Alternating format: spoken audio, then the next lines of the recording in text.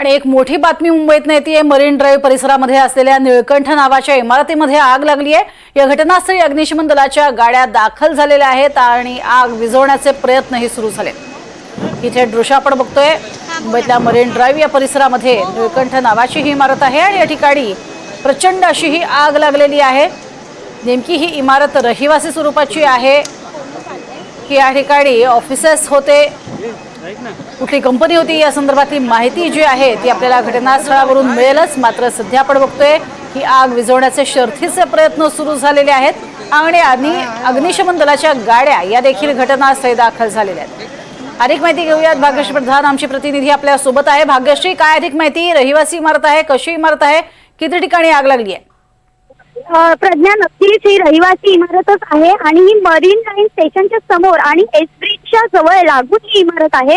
नीलकंठ असं नाव आहे, रहिवासी इमारत आहे। सध्या सगळ्या रहिवाशांना खाली केलेलं आहे, संपूर्ण इमारत सध्या खाली केली आणि या इमारतीच्या 5व्या मजल्यावरील एका घरामध्ये ही आग लागलेली होती। प्रथमदर्शनी शॉक सर्किट झाल्यामुळे ही आग लागल्याचं सांगितलं जात आहे। सध्या अग्निशमन दलाच्या गाड्या ज्या आहेत त्या इथे पोहोचलेल्या आहेत। मात्र विशेष गोष्ट अशी आहे की अग्निशमन दलाच्या गाड्यांमधलं जे पाणी आहे ते देखील संपलेलं आहे प्रज्ञा, त्यामुळे शर्थीचे प्रयत्न विझवण्याचे अग्निशमन दल करत आहे। मात्र सध्या पाणी नसल्यामुळे जे काम आहे आग विझवण्याचं ते थांबलेलं पाहायला मिळत आहे। त्यामुळे ही आग जी आहे ती आणखी वाढलेली देखील पाहायला मिळते। आगीचे लोट जे आहेत ते आपण दृश्यांमधून देखील बघू शकतो की पूर्ण बाहेर येतात। काचा ज्या आहेत बिल्डिंगच्या त्या देखील फुटलेल्या आहेत आणि खाली जर आग आली तर सगळं जर बघितलं तर पूर्ण घरगुती सामान आहे, पुस्तकं आहेत, खालच्या फ्लोअरला एक लायब्ररी देखील दिसते घरामध्ये। त्या सगळ्या जर खाली पोहोचली तर मोठा अनर्थ घडू शकतो। सध्या हा जो एक ब्रिज आहे त्याच्यावरचा जो जाण्याचा मार्ग आहे तो देखील सध्या वाहतुकीसाठी थांबवण्यात आलेला आहे। मात्र अग्निशमन दलाच्या ज्या गाड्या आहेत त्या आलेल्या असल्या तरी पाणी नसल्यामुळे काम सध्यापुरती थांबवण्यात आले। पुन्हा ज्या वेळेला अग्निशमन दलाच्या गाड्या पाणी भरून येतील त्यानंतर पुन्हा आग विझवण्याचं काम जे आहे ते प्रज्ञा सुरू होईल। मी पुन्हा एक मेन्शन करते, अग्निशमन दलाच्या गाड्यांमध्ये पाणी संपलेलं आहे प्रज्ञा आणि म्हणून ही आग आहे ती वाढलेली पाहायला मिळते। किती अग्निशमन दलाच्या गाड्या या ठिकाणी दाखल झालेल्या आहेत आणि अजून किती गाड्यांना कॉल देण्यात आलाय? 2 ते 3 गाड्या ज्या आहेत त्या इथे दाखल झालेल्या आहेत आणि या 2 ते 3 गाड्या आहेत त्या अपुऱ्या आहेत। अजूनही 2 गाड्यांना बोलवण्यात आल्याची माहिती अग्निशमन दलाकडे देण्यात येते प्रज्ञा। नक्कीच, मात्र सध्या तुम्ही सांगताय ही रहिवासी इमारत आहे, किती फ्लॅट या ठिकाणी आहेत आणि किती जण या ठिकाणी राहत होते, किती जणांना खाली करण्यात आलंय? सध्या तरी ह्या संदर्भात काही माहिती मिळाली नाही प्रज्ञा। मात्र ही जी इमारत आहे 5 मजल्यांची होती आणि प्रत्येक मजल्यावर साधारण 2 फ्लॅट्स होते असं सांगण्यात येत आहे। त्यामुळे बाकीचे जे इमारतीतले जे नागरिक आहेत ते सध्या खाली करण्यात आले, त्यांना सुरक्षित ठिकाणी ठेवण्यात आलेलं आहे। सगळे बिल्डिंग आणि सगळे अग्निशमन दलाच्या ज्या गाड्या आहेत त्या देखील आलेल्या आहेत। मात्र अग्निशमन दलाच्या गाड्या अजून आगीपर्यंत व्यवस्थित पोहोचू शकलेल्या नाहीयेत प्रज्ञा। त्यामुळे लोट जे आहेत आगीचे ते वाढताना पाहायला मिळतात आणि घरातल्या ज्या वस्तू आहेत त्या देखील ज्या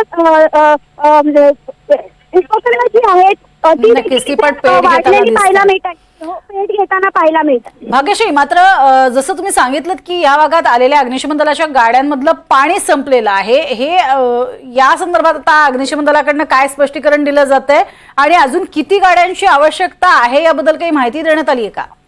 अग्निशमन दलाचे कर्मचारी इथे पोहोचलेले आहेत, मात्र त्यांच्याकडून कोणतीही माहिती देण्यात येत नाहीये। आपल्या टीम जी आहे ती इथे पोहोचलेली आहे आणि आपण ज्यावेळेला इथे पोहोचलो त्याच्यानंतर पाणी मारण्याचं काम सुरू होतं। मात्र त्यानंतर दोन्ही गाड्यातलं पाणी संपल्याने हे काम अचानक थांबवण्यात आलं आणि ज्यावेळेला काम थांबवलं प्रज्ञा त्यावेळेला आगीने पेट घेतलेली पाहायला मिळाली। अजूनही 2 गाड्या आहेत त्या मागवण्यात आल्याची माहिती अग्निशमन दलाचे अधिकारी देत आहेत, मात्र ते देखील गाड्या अजून इथे पोहोचलेल्या नाहीये प्रज्ञा।